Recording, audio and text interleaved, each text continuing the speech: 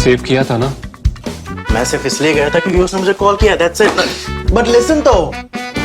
Save it for someone else. जिंदगी में save करना जरूरी है, मगर जब बात पैसों की हो, सिर्फ सेविंग से काम नहीं चलेगा। इक्विटी म्यूचुअल फंड्स में इन्वेस्ट कीजिए और अपने सेविंग्स को आगे बढ़ने का मौका दीजिए। Mutual fund investments are subject to market risks. Read all scheme-related documents carefully. Psephology is a complex art and science or craft. That is because you get survey findings and you convert those into seeds. And that's where a lot of these surveys or findings go wrong. If you take that part out, conversion of seeds, and you look at a survey done by really good professionals, as the professionals of academics and professionals of Lokniti and CSDS, that is Center for Study of Developing Societies are, if you look at their public opinion surveys, those are very sound and those give you a much clearer indication of what people are thinking. They don't tell you who they will vote for and who will get how many seats. So we now have the latest CSDS Lokniti survey that has been published by ThePrint as partners, by NDTV as partners, and you've seen the coverage. So I'm sharing with you the two articles that we've carried from the surveyors and analysts, that is Suhas Palshikar, Sandeep Shastri, Sanjay Kumar, and Vibha Atri. On your screen, you will see their affiliations and credentials as well as I speak. Now, what is this survey telling us? It's a sizable survey, and you will see a bunch of graphics as I speak. And I will tell you the story and give you the insights as I can see them through these graphics. These graphics have been published by us in these two articles also, so you can also keep those articles for reference. So see, first of all, the big highlight is that Narendra Modi retains his popularity. So Narendra Modi is popular as he was in 2019, might be marginally more, on some counts not less. So it's not as if his popularity is dipping, but his popularity is stagnant. It is not rising. What's happening on the other hand is that Rahul Gandhi's popularity or acceptability is rising. So he's closing the gap between himself and Modi. Although, remember, health warning, it is still a very large gap. So he has to mind that gap. Very large gap. But he's got the momentum on his side, and obviously the Pappu stuff is not working anymore, or not working as much as it might have been in the past. And then as you see more of the survey, you will see more highlights. And ultimately, the final headline would be that Modi is very popular. There is very high acceptance for Narendra Modi, but there is a lot of dissatisfaction with his government. So it's a bit like Narendra Modi Zindabad, Modi government Murdabad, because there is a lot of dissatisfaction from prices to most importantly, unemployment. That's very interesting. At the same time, there is widespread support going up to 70%, 75, 77%. That's incredible.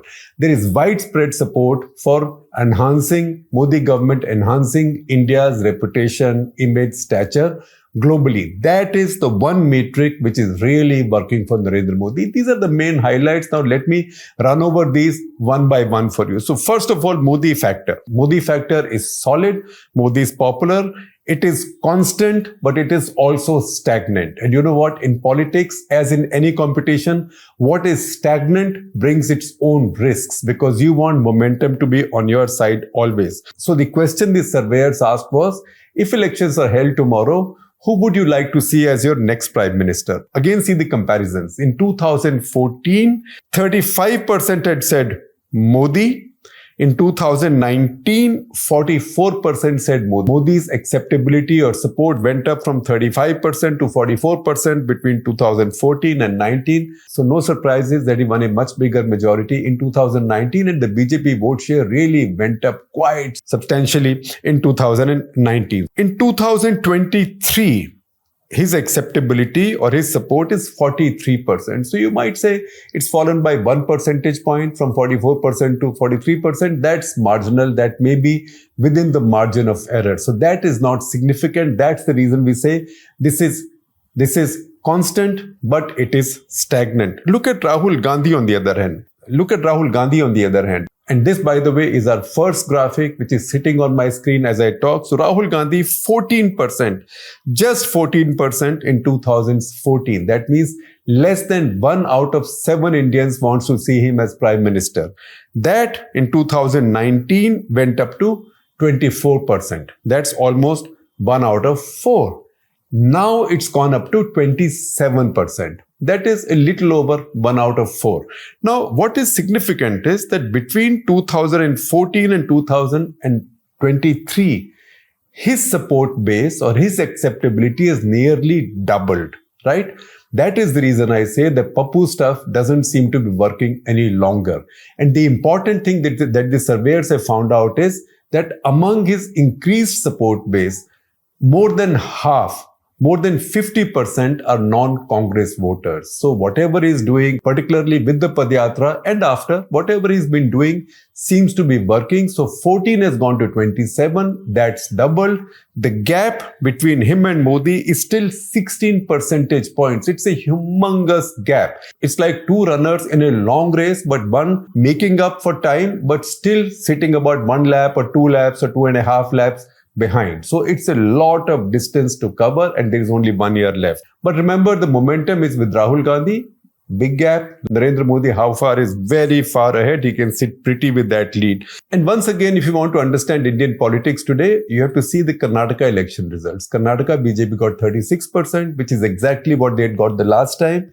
But Congress got a huge majority. You might at the same time say, but how come the BJP won almost all the Lok Sabha seats in just 2019? That happened because in 2019, BJP did not get 36% vote, which is its basic vote, its committed vote. It got 51% vote. So that 15% additional vote was the Modi vote, right? So this is Modi versus whoever. And that's why what's happening to Modi's popularity is very important for what might happen in 2024 in general elections.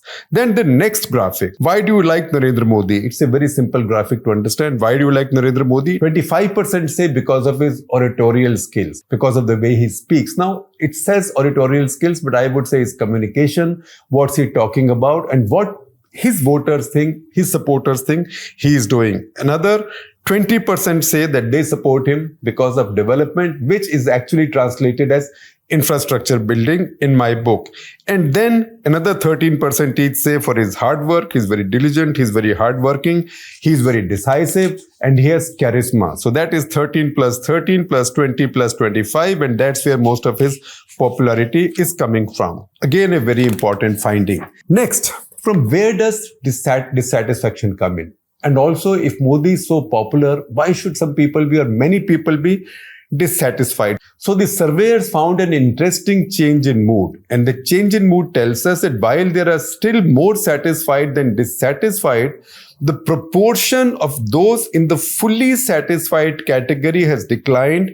For the first time under Modi in his 9 years, for the first time, the percentage of those saying I am fully satisfied has declined, and that has declined rather steeply. So look at our next graphic and that tells you the story. On the graphic that you see on your screen, you will also see data for UPA in 2014 that you can use for comparison purposes. I'm not going into that because that's not relevant right now, because UPA's popularity levels were very poor and a lot of people were dissatisfied and very few were satisfied at that point.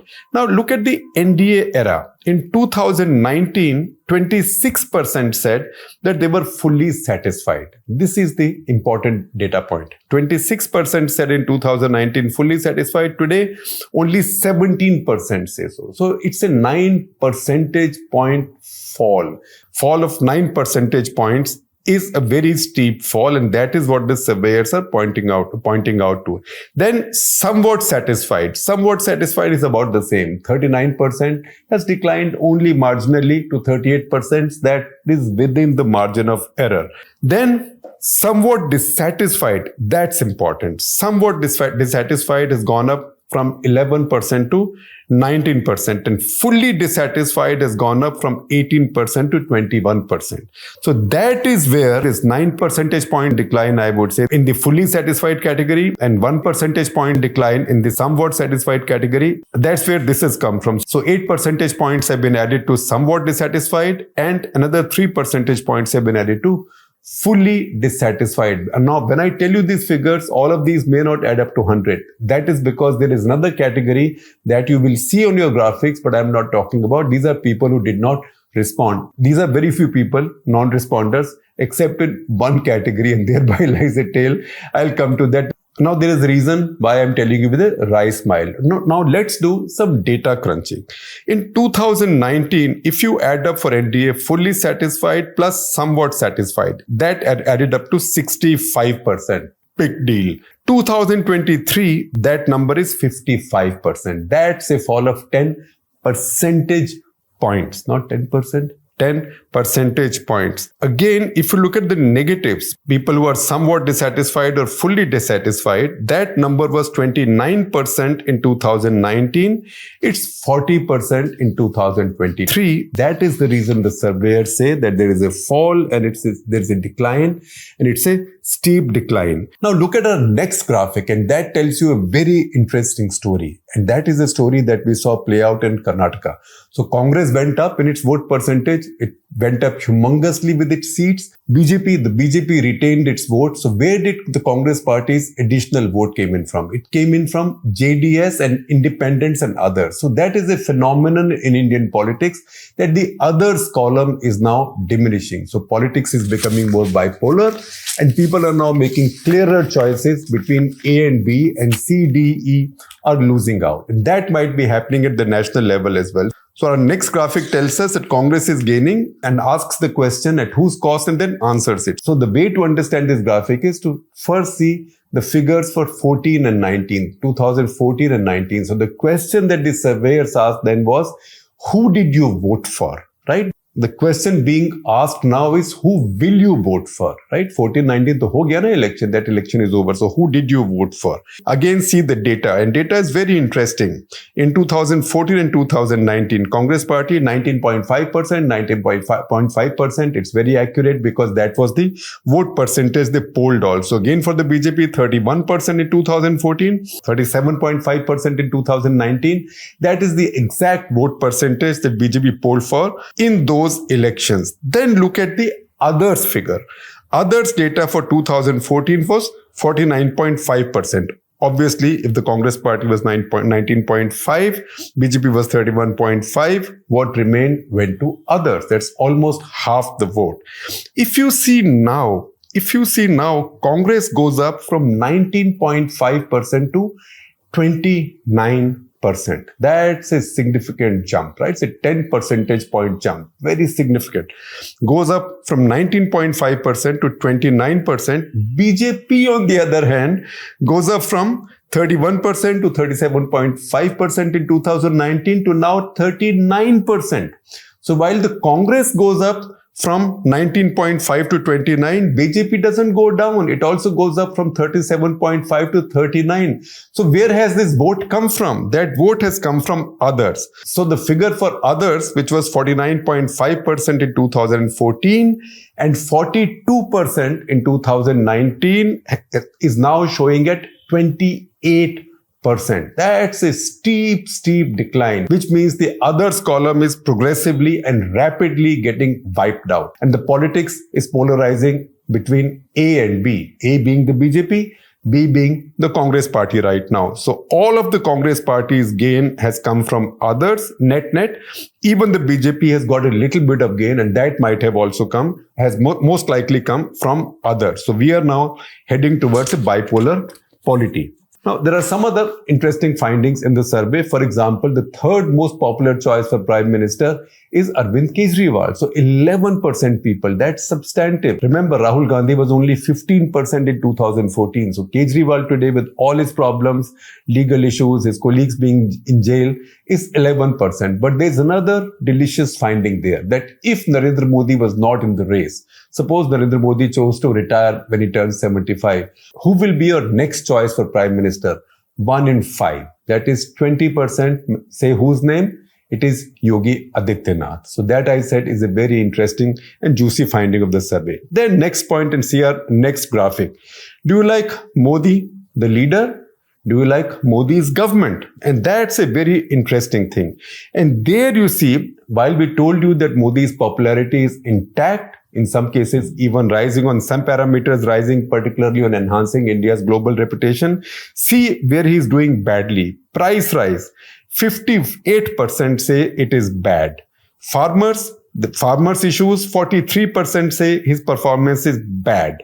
Tackling corruption, and that's a surprise. Tackling corruption, 43% say his performance is poor or bad. You would have thought with all these arrests and locking up people, a lot more people will see his performance on tackling corruption as being good, and not so many will see it as bad. So 43% see it as bad, 50% see his performance on price rise as bad, 43% on farmers issues as bad, 43% on tackling corruption as bad. Then maintaining religious harmony, 43% say bad.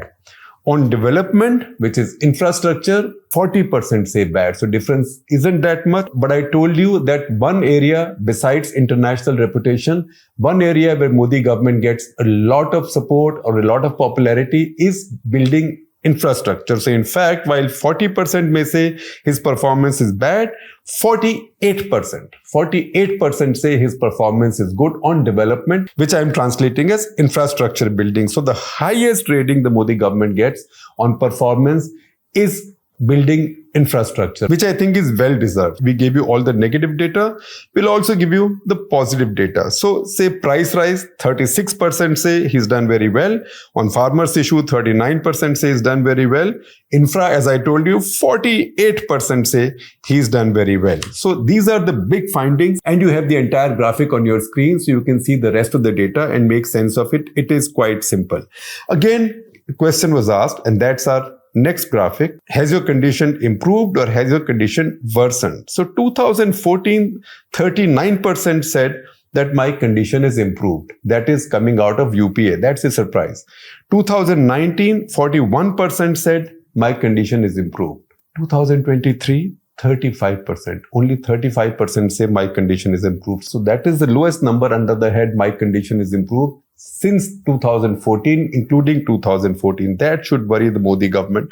Then it has remained the same. It was 24% in 2014, 43% 2019. So if my condition has remained the same, that's pretty good in a democracy like India, because most people are not inclined to say I'm doing brilliantly. So if they say my condition is the same, I'm doing all right, chalta hai, bhagwan teri maya, kahin dhoop kahin chaya, that means it's good news. No news is good news. So 43% said remain the same in 2019.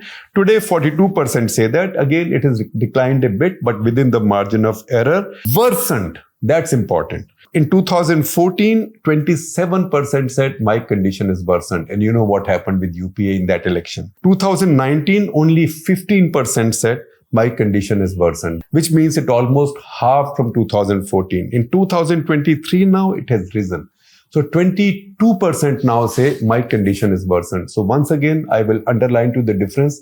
This is 7 percentage points. So 15 plus 7 percentage points means it's a rise on this metric of almost 15%. What is 15 becomes 22. And once again, we'll do some number crunching.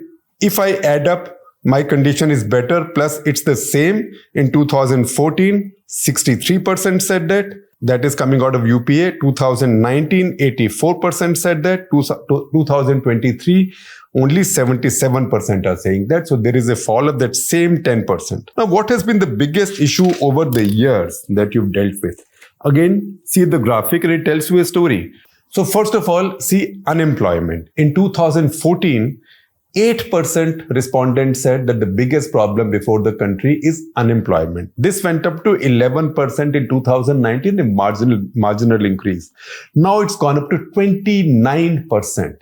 If in 4 years, the concern about unemployment or the answer that unemployment is India's biggest challenge has gone up from 11 to 29%, it's almost gone up 3 times, right? That tells you that this is a startling data point and there is an employment distress, No wonder Narendra Modi knows it, and that's why you saw him distributing those 71,000 appointment letters the other day. 29% people saying that unemployment is the biggest problem before the country is a red flag, the reddest of red flags for an incumbent government. And I will now list a couple more red flags as we go along from this survey.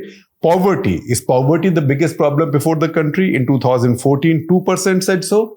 2019, 3% said so. No difference. 2023, hold your breath. 22% are saying so. So once again, it's a startling data point and a big red flag. Price rise. 20% in 2014, 3% in 2019. So Modi government was doing very well in 2019, going up to elections in 2019. Now it's gone up to 19%.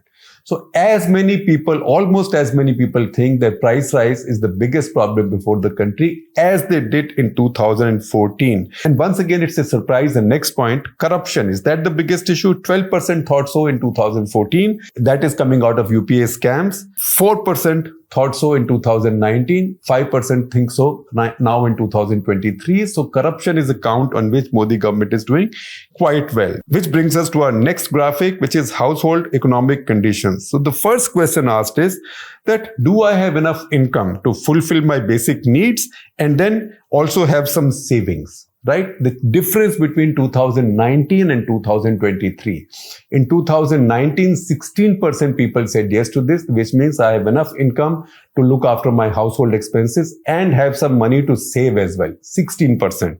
Today, it has gone down to 10%. From 16% to 10% is a very heavy fall, a very substantial fall. So that's a red flag too. Second question, do you have enough money to fulfill your needs without difficulty but not to save? 32% said yes in 2019. Today it is down to 28%. So down again, but not as much in overall terms as 16 to 10 for fulfill our needs and be able to save. So households at large levels have fewer surpluses than they had in the past. So number 3 question, very important. With your income, are you not able to fulfill your daily needs and or at least have some difficulty fulfilling your daily needs?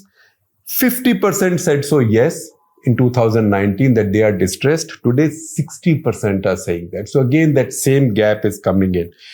Once again, a question, is development only for the rich? Which means, is it Soot Boot Ki Sarkar? I am adding that. Only for the rich was 25% in 2019. It is 36% now. That's our new graphic. 25% in 2019, 36% now. Is development for all, which means Sabka Saath, Sabka Vikas? 2019, 48% said yes. Fantastic. 48%. But today it's down to 38%. So once again, that 10 percentage point gap comes in. And no development is taking place. 16% said so in 2019. 18% say so now. That may be marginal. Which brings us to some really interesting data points. So I told you there's one on which Modi government is doing very well. That is, has the Modi government enhanced India's global prestige? Now, if you see in this category, there are 4 questions asked. Has India's respect increased globally under Modi government? On that, the score is the highest across all categories. That's almost 70% plus on an average. Has India become globally favorite investment destination? Very high, almost 65 to 70% average across all categories, all social and economic categories. Is there much greater respect and interest in India's art and culture? Again, high, between say 65 and 70. Also, has India become a Vishwa Guru? Right? There is high response again across all categories, but among the very rich, the super rich, it's a bit moderated, about 63%. But you see some other interesting data points within this. So if you see this graphic carefully, you will find that on most of these metrics, on these questions, Modi government is doing much better among the rich.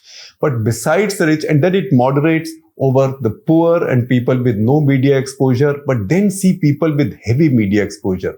That's where Modi government is rated the highest on enhancing India's global reputation. So the media exposure, what the media does for Narendra Modi and his government, is a very important factor.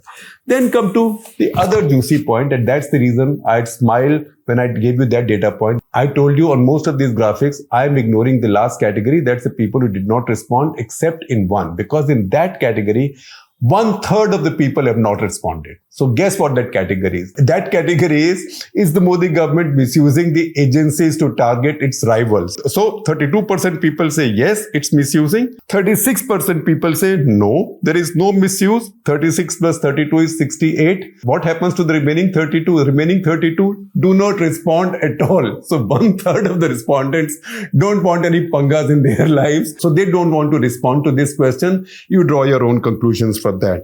And once again, finally, a chart that tells you where all of India's voters agree. All of India's voters, Congress voters, as well as BJP voters. Read this chart. You can see it. It's very clear. They all agree that what is called as revenues or what is called as freebies or what is called as welfare giveaways, free power, free this, free that is something that voters or supporters of both parties, BJP and the Congress, agree on almost equally.